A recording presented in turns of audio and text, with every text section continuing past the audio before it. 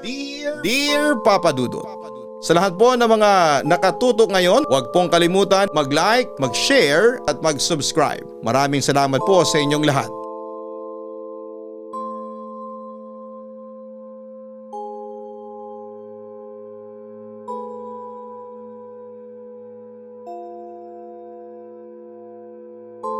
Kumusta kayong lahat? Ako po si Romina, kasalukuyan akong isang staff ng pinakamalaki at pinaka-high rated na restaurant dito sa Pasay City.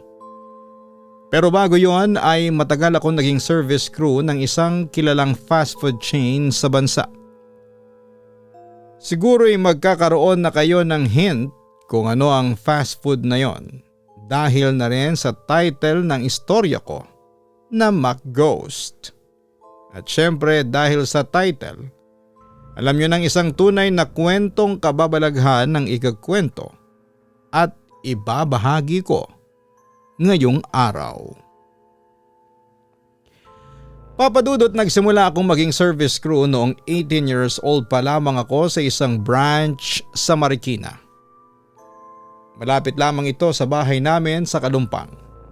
Kaya naman masasabi kong panatag ang loob ko. Kasi madali akong makakauwi sa bahay kung sakali. Sa first week ko sa trabaho ay wala naman akong naging problema.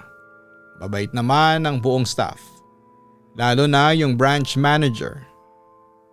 Yun nga lang ay maraming taong kumakain, lalo na kapag hapon at rush hour dahil malapit ang branch na ito sa isang mall. Pero nung ika-17th day ko sa trabaho ay nagsimula ang kababalaghan sa branch namin. Natatandaan ko pa. Closing time na noon at ang lahat ay abala sa mga station na naka-assign sa bawat isa. Ang manager naman namin ay nasa office at gumagawa ng sales report. Kaya halos tahimik at abala ang lahat. Nang bigla na lang kaming nakadinig ng isang malakas na kalabog na galing sa CR na nililinis ng kasamahan namin na dining staff. Kaya agad kaming nagpuntahan lahat sa CR. Nagulat na lamang kami kasi nakaupo sa sahig ang kasamahan namin na lalaki na dining staff at wala itong kibo at pinagpapawisan. Tinanong namin kung ano nangyari. Pero ayaw po niyang magsalita. Kaya hindi na namin siya pinilit at pinatapos na lang namin sa iba ang trabaho niya. Hanggang pag-uwi ay wala itong kibo at hinatid namin ito sa kanilang bahay. Nang papaalis na kami sa kanilang bahay ay bigla niya kaming pinigilan at sasabihin daw niya kung ano ang nangyari. Batay sa kwento niya, habang naglilinis siya ng CR ay naramdaman niya na may pumasok ng CR at dumiretso sa cubicle. Kaya akala niya ay may customer pa na nag-CR. Pero 20 minutes na ang lumipas pero hindi pa din ito lumalabas ng cubicle. Kaya naman nagtry na siyang katukin ng cubicle kasi yun na lang ang hindi niya nalilinis. Pero walang sumasagot at nakalaki ito sa loob kaya ang ginawa niya ay lumuhod siya para silipin sa ilalim kung may tao ba sa loob. Pero laking gulat niya dahil pagsilip niya ay bigla ding sumilip sa ilalim sa tapat mismo ng kanyang mukha ang isang matandang babaeng pula ang mata at may maitim na ngipin. Kaya sa sobrang takot ay nahawakan niya at tumaob ang pigaan ng map at ito ang gumawa ng ingay na aming nadinig. Simula nung naikwento niya yon ay nagdesisyon kaming sa bahay na nila makitulog kasi natakot na din kami. Total, panggabi pa naman kami kinabukasan kaya okay lang. Kinabukasan ay sinabi namin ito sa aming manager pero nagkibit balikat lamang ito. That time ay kinakabahan talaga ako at panay ang aking dasal na sana'y huwag kong ma-encounter ang nilalang na yon. Kaya hanggat maaari ay iniiwasan kong maglinis ng CR o kung ma-assign man ako ay nire-request ko na dapat ay may kasama ako. Buti na lamang at pumayag naman ang branch manager namin. Samantala isang gabi ay maaga ako nagpa-duty sa trabaho dahil sa gabi ay dadalo kami ng party ng kaibigan at katrabaho namin na si Ate. 9 PM ang party kaya 7 PM pa lamang ay nag-out na kami. Doon na rin kami magpapalit ng damit sa CR dahil kulang-kulang ay 2 hours din ang biyahe papunta sa location ng party na dadaluhan namin. Habang nagpapalit kami ng damit ay nagkwekwentuhan at nagtatawanan pa kami.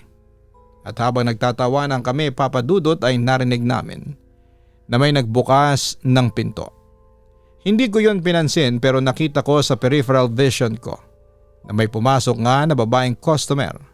Si Adi naman ay napatingin sa gilid niya na akmang may ngingitian sana.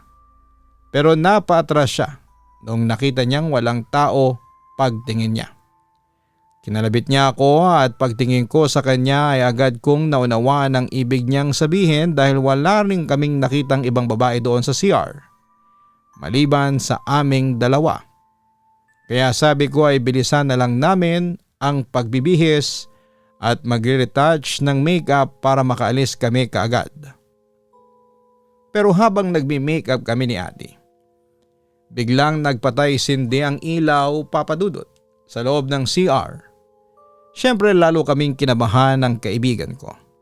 Habang nagli-lipstick siya at ako naman ay nagsusuklay ng buhok. Kumanta ako ng famous line ng fast food chain na pinagtatrabahuhan namin at ginawa ko yon para maibsan ang takot naming dalawa. Paparapapap, kanta ko pa. Sumabay din sa akin si Adi at nagtawanan pa kami. Pero eto ang nakakatakot papadudot.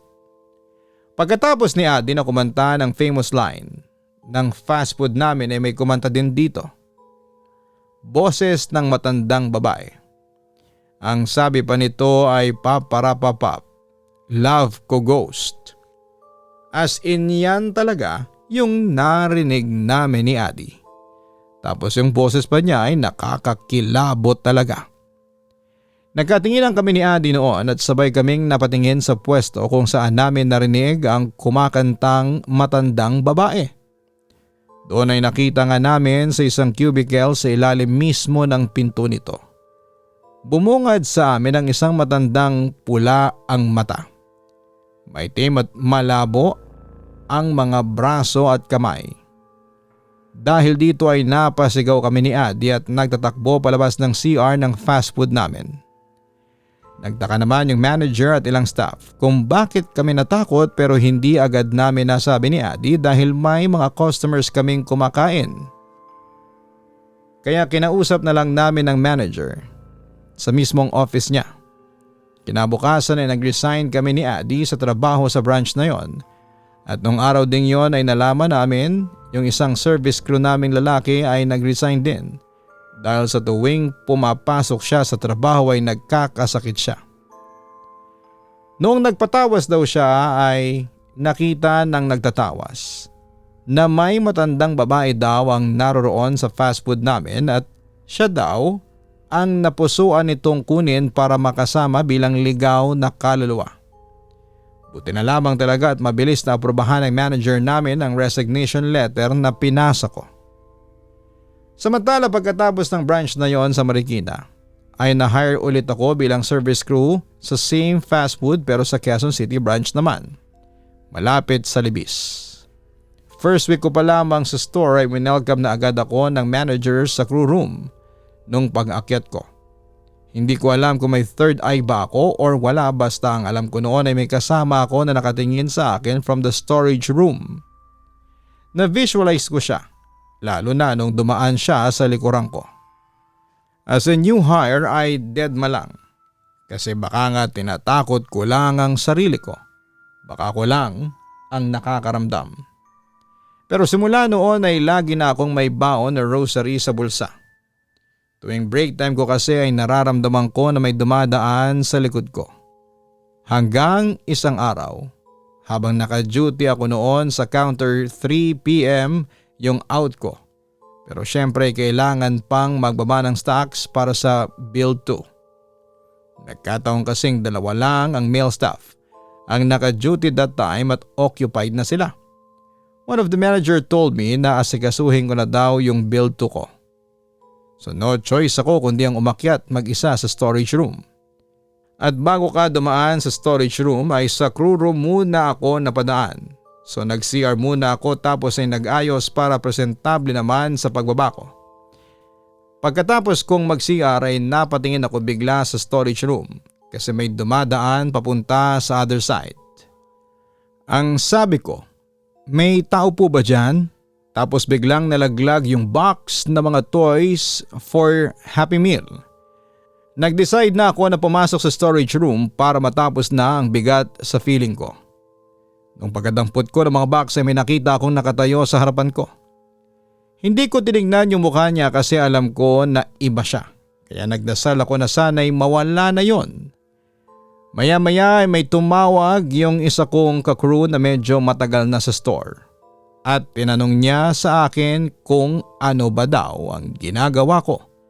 Bakit daw namumutla ako tapos ay pawis na pawis. Kuya, may manager kanina nakatayo dito habang pinupulot ko yung mga box na hinulog niya. Pero nagulat ako sa sinabi ng crew sa akin.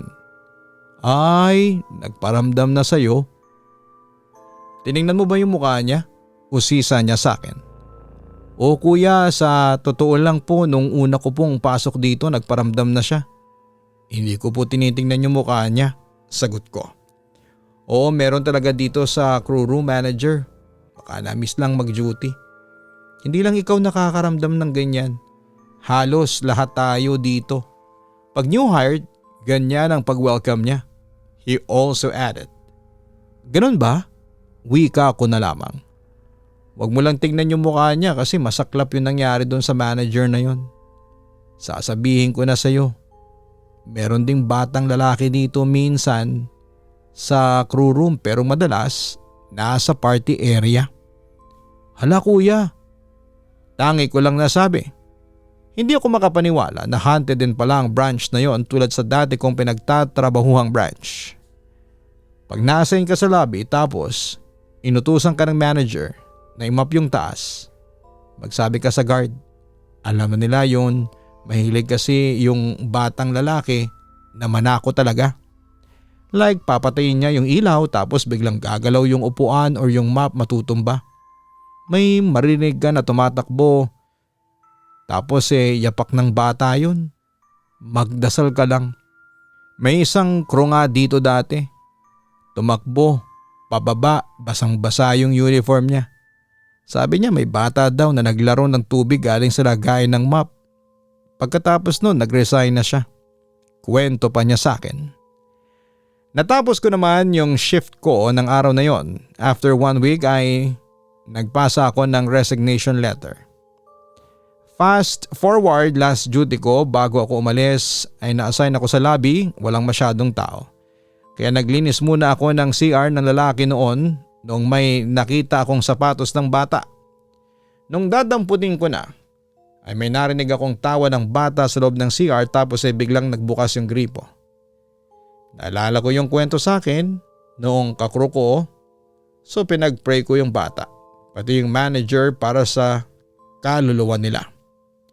I don't know kung napaglaruan ba ako or masyado ko lang tinatakot ang sarili ko. Kaya nung matapos ang last duty ko ay para akong nabunutan ng tinik. Siya nga pala kahit na kababae kong tao ay rider ako ng motorsiklo. Katunayan ay may bitbit akong motorsiklo papunta sa trabaho at pauwi sa bahay. Regalo ito sa akin ng kapatid kong nagwo-work sa Dubai. Kaya nga dahil sa nagmamaneho ako ng sarili kong motorsiklo, napagkakamalan talaga akong tomboy. At yun na nga, last duty ko na sa branch na yon. Kaya nagmamadali akong lumabas para umuwi na hanggang 10 PM lang sana yung duty ko pero nag-extend ako ng 11 PM. Kaya mga 11:30 na nung makapag-out ako. From store almost 15 minutes akong babiyahe para makauwi sa amin paggabi. So tulad ng dati, diretso lang talaga ang tingin ko nung mga time na yon kasi syempre dapat alerto ka kapag nagda-drive. Pagpasok ko ng barangay namin dapat ay mga 30 to 40 kilometers Per hour lang ang andar. Kahit na gabi kasi madaming aso ang nagkalat. But then doon pa lang pala magsisimula yung kakaibang experience ko na ito. Dahil nga gabi naman at wala namang masyadong sasakyan na kasalubong, nakataas lagi yung light ko. Samahan pa ng LED na nakaset sa motor ko. Para kita kong mabuti yung daan, siguro yung mga 30 meters away ay nakita ko sa side mirror ko na may nakasakay pala sa likuran ko. Lalaki, duguan ng mukha at nakapagtataka. Nakasuot siya ng uniforme na pang manager ng fast food na pinagtatrabahuhan ko. Papadudot doon na ako nag-start na tumawag ng mga santo. Hindi ako makapaniwala na sinundan ako noong nagmumultong manager sa fast food branch namin. Sa isip ko ng mga time na yon ay bahala na. Kung ano ang mangyari, mas gusto ko pang bumangga na lamang sa kung saan kesa maabutan niya ako. Pero thank God kasi nawala din siya sa likod ko at safe naman akong nakauwi. Hindi ko alam kung paano ako mag-i-start sa pagkakwento noong mauwi ako kasi sobrang takot ko talaga. At na-trauma talaga ako dahil sa kahuli-hulihan ay nakuha pang magparamdam sa akin ng manager na yon. Sa kabilang banda, 3 months akong nagpahinga noon at sa halip ay tinulungan ko na lang muna si mama sa kanyang online business. Hanggang sa naisipan ko mag-apply ulit bilang service crew. Same fast food ulit pero sa Pasig branch naman ako napadpad. Doon kasi nagwo-work si Adi bilang crew. Kaya naman nainganyo ako mag-apply kasi sabi niya ay mabait daw ang manager at wala raw nagmumulto. Kaya syempre go ako. Isang gabi ng trabaho, almost 10 PM na noon at nagmamap ako ng floors ng front counter dahil malapit nang matapos ang shift ko. Pero may napansin akong matandang babae sa labas ng store. Parang hindi niya alam kung saan siya pupunta. Kung sino-sino ang nilalapitan at kinakausap niya. Ultimo nga driver na nag-aantay ng pasahero sa labas ay kinukulit niya. Pero hindi siya pinapansin ng mga ito. Biglang lumapit sa akin yung manager namin. Tinanong niya kung pwede daw ba ako mag-extend hanggang 2 AM dahil hindi makakapasok yung isa pang crew namin. Pumayag ako dahil 4 hours shift lang ako nung araw na yon. At gaya nga ng sinabi ko ay swerte na lamang kung magkaroon ka ng 8 hours. 10:45 PM. Saktong napatingin ako sa orasan na nakasabit sa dingding ng store. Nagmap ulit ako sa harapan ng counter at napatingin ulit sa labas. Nakita ko yung babae na lumapit sa lumabas naming customer pero hindi siya nito pinansin. Binalik ko ang aking atensyon sa paglilinis ng sahig. Noong nasa gitna na ako ay biglang may humawak sa aking braso. Pumasok na siya at nilapitan na ako ng matandang babae sa labas. Tinanong niya kung saan ang CR namin, itinuro ko ang daan gamit ang aking mga kamay pero ininsist niya na samahan ko raw siya papunta doon. Sa pagkakahawak niya sa akin, pakiramdam ko ay kailangan ko talaga siyang samahan papunta doon. Tumingin ulit ako sa orasan habang hila-hila ng nagmamakaawang matanda. 10:53 PM inihatid ko siya sa pinto ng CR pero hawak pa rin niya ang aking mga braso hanggang sa makapasok kaming dalawa sa loob nito. Tinignan niya ang bawat cubicle kung may tao pero wala siyang nakita. Isa-isa niyang nilabas ang laman ng kanyang bag. Naglabas siya ng maliit na pitsil na punong-puno ng dugo.